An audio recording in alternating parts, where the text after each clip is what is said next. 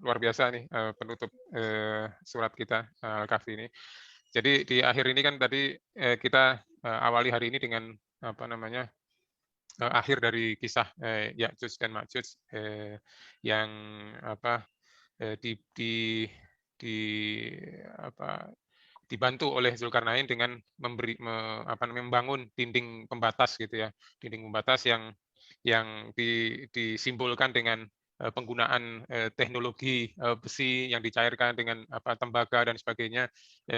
Itu apa namanya adalah sebuah simbol bahwa eh, apa untuk melawan kezaliman itu kita butuh ilmu pengetahuan teknologi ya sehingga apa kezaliman itu bisa dilawan. Walaupun sebenarnya kalau Allah mau kan Allah bisa aja untuk menghancurkan itu semua gitu kezaliman itu. Jadi perlu apa namanya ilmu pengetahuan dan teknologi gitu ya menjadi sebab untuk melawan adanya kezaliman itu. Nah, tapi betapapun ilmu dan teknologi secanggih apapun seperti tadi besi tembaga dan sebagainya sekuat apapun tidak ada yang abadi ya satu saat akan bisa dilampaui juga gitu dengan perkembangan apa namanya kezaliman itu gitu ya. Nah sampai pada satu titik kezaliman itu akan memenuhi dunia ini sehingga nanti akhirnya terjadi kiamat ditiup sangkakala dan seterusnya sehingga semua akan hancur rata gunung-gunung kamu akan melihat di surat Al-Kahfi ini juga ada kan kelihatan bahwa nanti bumi itu akan rata dengan apa namanya tanah dan sebagainya. Nah,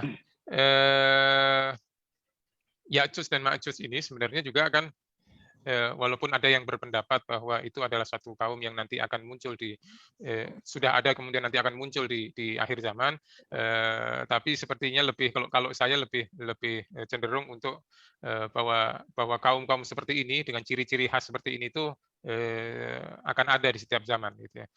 Bahkan di zaman Nabi, Nabi pernah mengatakan ada satu hadis yang ya hadisnya panjang ya diriwayatkan oleh istri-istri beliau juga bahwa Nabi mengatakan itu dinding sudah mulai berlubang gitu. Dinding itu sudah mulai berlubang dan mulai masuk bahaya untuk masyarakat Arab pada saat itu gitu.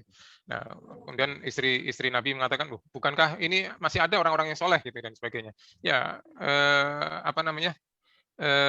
akibat itu akan menerima pada semua orang ya ketika suatu kezaliman tidak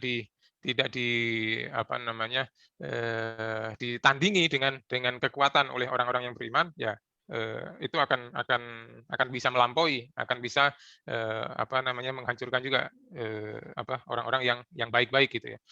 Nah cuman Allah Subhanahu wa taala menutup kisah itu dengan bahwa nanti apapun itu walaupun nanti akan saling mengalahkan itu nantinya semuanya akan dikumpulkan oleh Allah setelah pada hari kiamat itu dan akan dihadapkan masing-masing sesuai dengan apa yang dilakukan selama hidup gitu ya.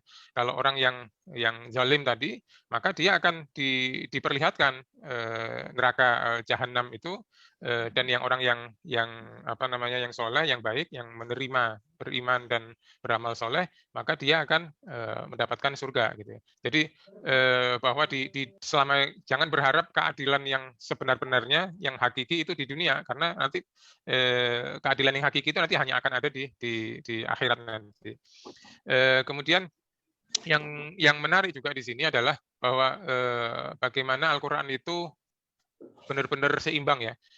Kalau kita melihat dari awal surat Al-Kahfi ini, bagaimana Allah membuka surat Al-Kahfi ini dengan meminta kita untuk bersyukur, memuji Allah dan menyebutkan dua nikmat terbesar yang diberikan Allah pada kita, yaitu Al-Quran yang penuh dengan ayat-ayatnya dan Rasulullah SAW yang menerima, yang melalui beliau kita mendapatkan ayat-ayatnya Allah Subhanahu Wa Taala. Jadi dua nikmat terbesar ini kalau dikufuri, ya, ini kafir dalam Al-Quran kan maknanya menutupi, gitu, bukan kafir secara bahasa yang biasa kita pahami ya. Menutupi, mengingkari apa yang disampaikan oleh di dalam Al-Quran, apapun itu, Di dalam Al-Quran kita ada perintah bersyukur. Kalau kita tidak bersyukur itu kita namanya kufur. Kalau kita diperintahkan untuk bersatu, bersaudara, kalau kita memecah belah maka itu juga namanya kufur gitu ya. Jadi semua yang menutupi, mengingkari apa yang disampaikan Al-Quran, yang dibawa oleh Rasulullah, maka akan sia-sia seluruh amalnya.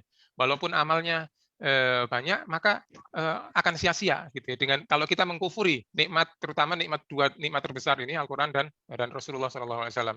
Nah, ini yang seimbang ya antara pembuka surat Al-Kahfi ini dengan penutupnya itu benar-benar serasi gitu. Nah, kemudian di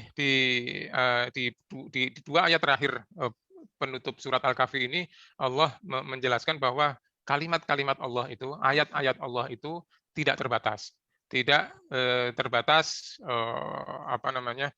termasuk yang ada di dalam, yang tertulis di dalam Al-Quran ataupun yang berada di alam semesta ini, dan tidak ada yang bisa dikisahkan di situ kan, kalaupun lautan jadi tinta, pohon-pohon jadi pena, tidak akan bisa menuliskan kalimat-kalimat Allah itu. Tapi yang ada satu makhluk Allah yang manusia seperti kita, yang dia itu mampu menerima menampung ayat-ayat Allah yang tidak terbatas itu, yang terbentang di dalam semesta ini maupun yang tertulis dalam Al-Quran itu, yaitu tadi kul ana basyarum mitslukum yuha ilayya.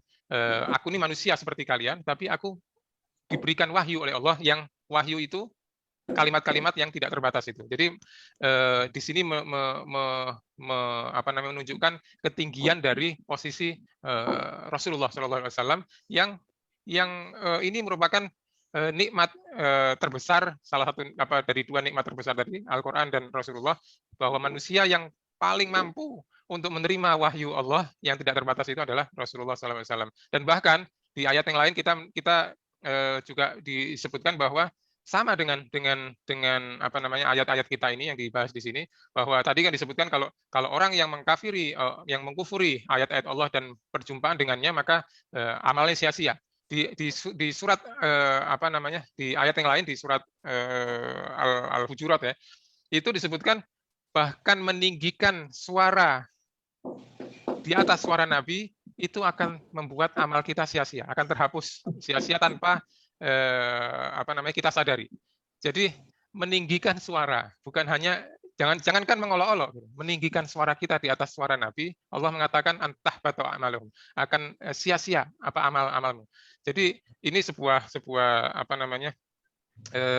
kedudukan yang benar-benar Allah tinggikan, gitu ya, Rasulullah ini, dan kita harus meninggikan Rasulullah ini dengan posisi yang tinggi di bawah, tentu tetap sebagai makhluk. Dan yang terakhir yang menarik di sini adalah bahwa di sini Allah mengatakan bahwa kematian itu adalah perjumpaan.